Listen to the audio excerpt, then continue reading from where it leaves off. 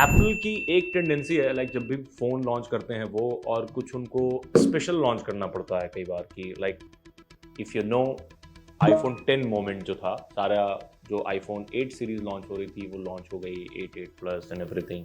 फिर उसके बाद सबको लगा कि यार अब तो इवेंट खत्म हो गया एंड देन टिम कुक ने बोला we have one more thing.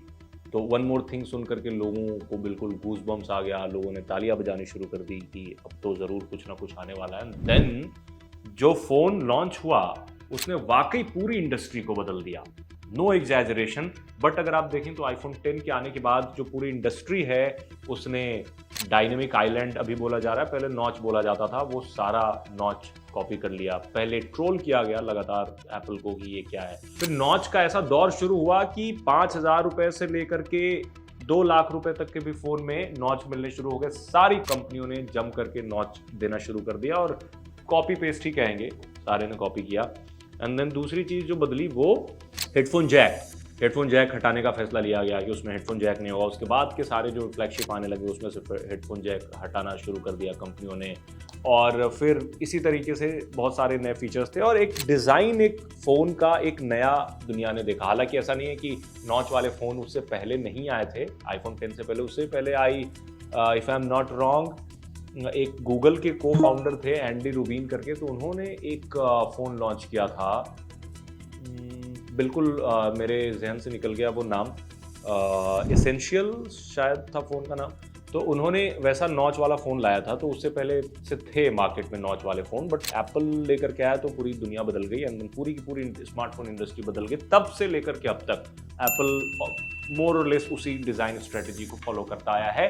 सितंबर में इस बार सबसे ज़्यादा जिस फ़ोन की हाइप है वो है एप्पल के फोल्डेबल स्मार्टफोन्स। पिछले कई सालों से जब से सैमसंग अपना फोल्डेबल फ़ोन ला रहा है तब से हमेशा हर साल एप्पल के फैंस ये सोच करके वेट करते हैं कि इस बार तो एप्पल फोल्डेबल फ़ोन लॉन्च करेगा ही करेगा, बट अभी तक ऐसा नहीं हुआ। बट इस बार काफ़ी पुख्ता रिपोर्ट्स हैं कि इस बार फोल्डेबल फ़ोन लॉन्च हो सकता है। बट उसी के साथ एक और रिपोर्ट है कि इस बार एप्पल फोल्डेबल फ़ोन लॉन्च तो करेगा बट खरीदने में लोगों को खूब डिले होगा, मतलब यूनिट लिमिटेड बनेंगे। तो इसका मतलब ये होगा कि इस बार आपको एप्पल स्टोर्स पे काफ़ी लंबी लाइनें भी देखने को मिलेंगी पिछले बार के मुकाबले, क्योंकि अभी एक नई चीज़ आ रही है। और ये भी बताया जा रहा है कि जब इवेंट शुरू होगा तो सबसे आखिर में कंपनी आईफोन अल्ट्रा को लॉन्च कर सकती है। इसका नाम शायद अल्ट्रा रखेंगे, फोल्ड नाम देंगे, या फिर आईफोन 18 अल्ट्रा रखेंगे, या फिर आईफोन अल्ट्रा शुरू करेंगे। तो कई सारी मल्टीपल रिपोर्ट्स आ रही हैं जिसके मुताबिक लास्ट में वन मोर थिंग करके आईफोन अपना फोल्डेबल लॉन्च करेगा।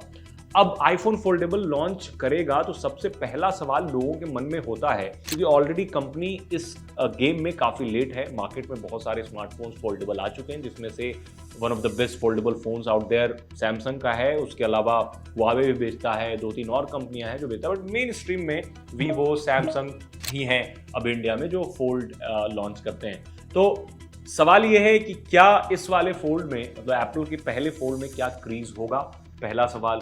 दूसरा सवाल कि एप्पल का जो फोल्डेबल लॉन्च होगा उसका शेप क्या होगा, क्योंकि हमने कई सारे शेप देखे हैं फोल्डेबल में। फॉर एग्जांपल सैमसंग का जो फोल्डेबल का शेप होता है बुक स्टाइल होता है, बट स्टिल थोड़ा सा लंबा होता है। उन कवर डिस्प्ले जो होता है वो थोड़ा सा लंबा होता है सैमसंग का। एट द सेम टाइम अगर आप गूगल और वन प्लस को ले लें तो गूगल और वन प्लस के जो फोल्डेबल स्मार्टफोन्स होते हैं उसमें आपको वाइड कवर स्क्रीन देखने को मिलती है, बट स्टिल वो पासपोर्ट की तरह नहीं है। मतलब पासपोर्ट का जो साइज होता है, आपको याद होगा तो ब्लैकबेरी ने एक बार ब्लैकबेरी पासपोर्ट लॉन्च किया था, बिल्कुल पासपोर्ट के शेप का। एंड इंटरेस्टिंग चीज ये है कि सैमसंग अभी 22 जुलाई को अपने फोल्डेबल लॉन्च करने वाला है और कंपनी ने पहले ही बता दिया है कि न्यू शेप, मतलब कुछ ऐसा टीजर में उन्होंने न्यू शेप करके लिखा है। और अभी कई सारे लीक्स हैं उसमें देखने को मिल रहा है कि जो फ्रंट का कवर डिस्प्ले है उसको ज्यादा वाइड कर दिया गया है, बुक स्टाइल थोड़ा सा वाइड है और पूरा का पूरा शेप ही अलग देखने को मिल रहा है। तो कई रिपोर्ट्स ये भी कह रही हैं कि शायद